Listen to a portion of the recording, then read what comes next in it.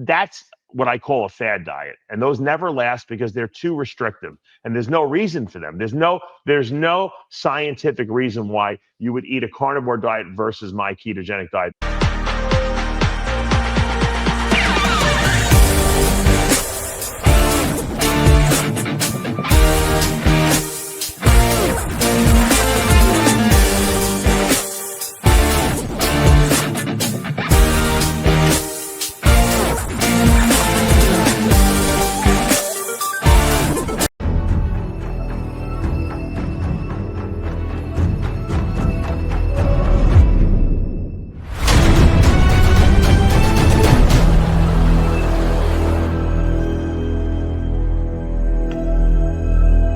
I created Species Nutrition with one mission in mind: to provide bodybuilders and serious athletes with no-nonsense supplements that work.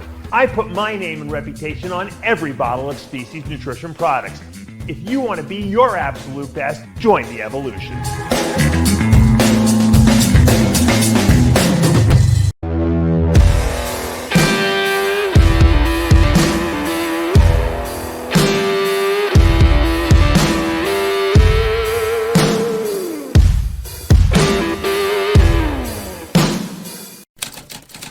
Question about ayahuasca. Is it worth doing? From what you've seen, from what you've heard, from trials and tribulations of ayahuasca. I did ayahuasca twice, which is it's a concoction of like a couple of different herbs they get from like the jungles of Peru or wherever it is from in South America there, the rainforests. And it's not just one. A lot of people think it's just one chemical in there, but it's not. It's a concoction of stuff, and it lasts about 3 hours. And if you're going to do ayahuasca, you don't do it in your house. You got to go do it with like a shaman, where they you don't have to go to the jungles of Peru to do it, but you should do it in a setting where there's people there, where there's someone who is running the ceremony, playing music. They usually chant, and there's like a drum beat, because that stuff kicks in the ayahuasca. And some people get a little freaked out by it because it's a very emotional journey. So that's why it's good to have other people there. Don't do it by yourself in your house if you're going to do it. Like I said, there's plenty of ayahuasca groups online. You can probably find where they do it someplace near where you live. I did it once in New York City. I did it once in California. This is years ago. And I don't think I need to do it again. I think I got what I needed out of it, spiritual, insightful knowledge. For me, it was good. There are people that freak out when they do it because they got a lot of demons in their past. But most people do feel a sense of peace after they do it, after they're done with it. Some people's journeys are harder than others.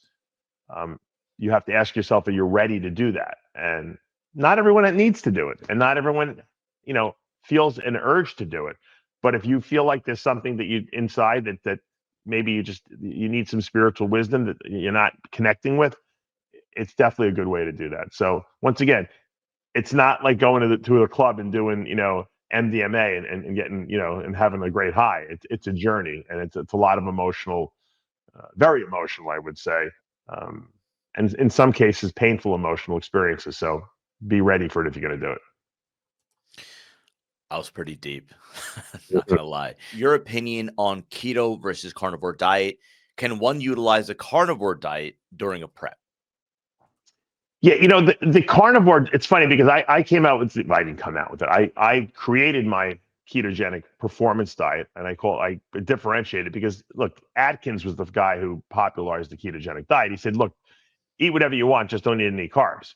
The problem was it wasn't performance geared, because most people ate mostly fat and bad fats, and they didn't eat, the healthy healing fats, and they basically ate lower protein. It was mostly fat in the diet, and it works because if you don't eat carbs, your insulin levels are low and you burn fat. But for bodybuilders and people who train and break down muscle, we need to eat high protein. So I created this ketogenic diet, which is high in protein, moderate fat, just to have enough for fuel, and then obviously low carb. So you're in ketosis, but you're eating a higher amount of protein. If you did that and you didn't work out the way bodybuilders do, you might actually come out of ketosis, because sometimes you can convert protein into glucose if you don't need the protein you're eating. But bodybuilders need high protein. So I created that.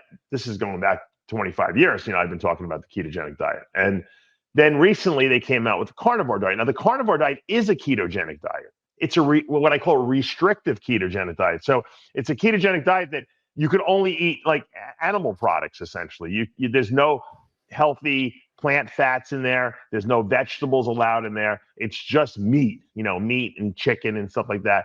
And so for me, I don't see the benefit of that over a ketogenic diet like I would advocate. Matter of fact, I think it's got a lot of drawbacks because you're not having the essential fatty acids in there. You're not taking in your omega-3 and 6 fats from polyunsaturated fats. You're not getting your monounsaturated fats from like olive oil, macadamia oil, avocados. It's leaving out that you're not getting green beans and salads and low glycemic, low carb, vegetable sources, which we need for roughage and vitamins. So I don't really like the carnivore diet. Does it work? Yeah, because it's a ketogenic diet. It's the same thing. It's like the Atkins diet. So carnivore works, but it doesn't have any added benefits over a conventional ketogenic diet that I would have that has, as a matter of fact, it has drawbacks because you're not getting the health benefits of the fats and the vegetables. So I don't advocate a carnivore diet. I'm not against it, but I just don't see why you have to be that restrictive. It seems gimmicky to me because it's like, oh, we can only eat this. Anytime you get limited in what you can do and put into a box, that's what I call a fad diet. And those never last because they're too restrictive and there's no reason for them. There's no scientific reason why you would eat a carnivore diet versus my ketogenic diet that allows low glycemic vegetables and good healthy fats. It doesn't make sense. If you just think of it logically, why would you restrict the good stuff that's part of the ketogenic diet? It's like saying, okay, here's a ketogenic diet. We're going to take out all the good part of the ketogenic diet. We're only going to keep this part of the ketogenic diet. It doesn't make sense. And so I'm not really a big advocate of it. Does it work? Yeah, it's ketogenic diet, but it's too restrictive as far as I'm concerned.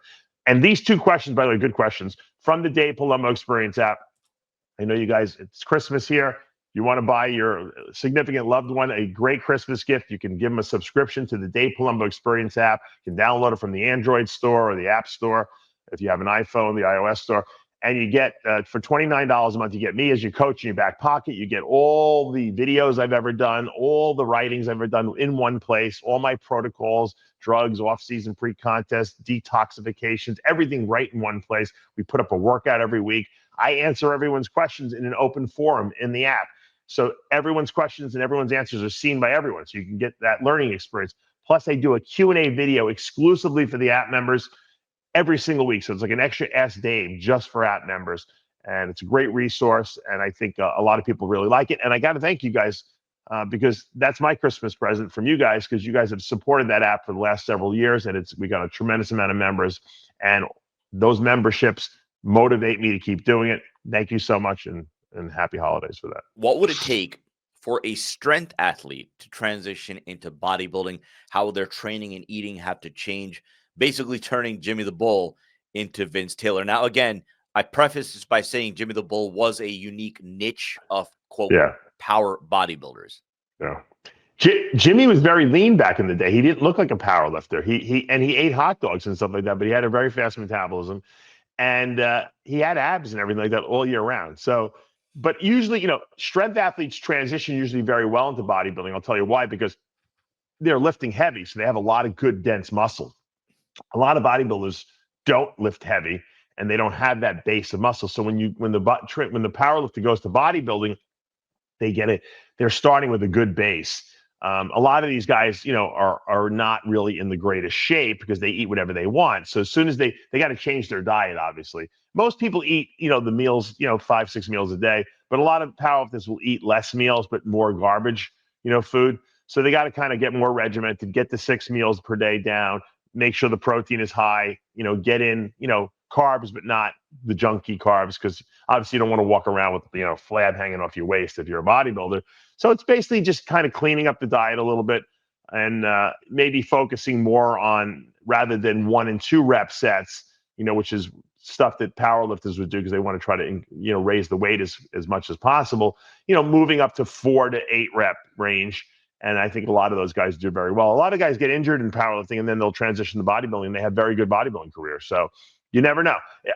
Look, the two sports are very interrelated, and you can go back and forth if you really want. I've seen bodybuilders go to powerlifting and be very successful.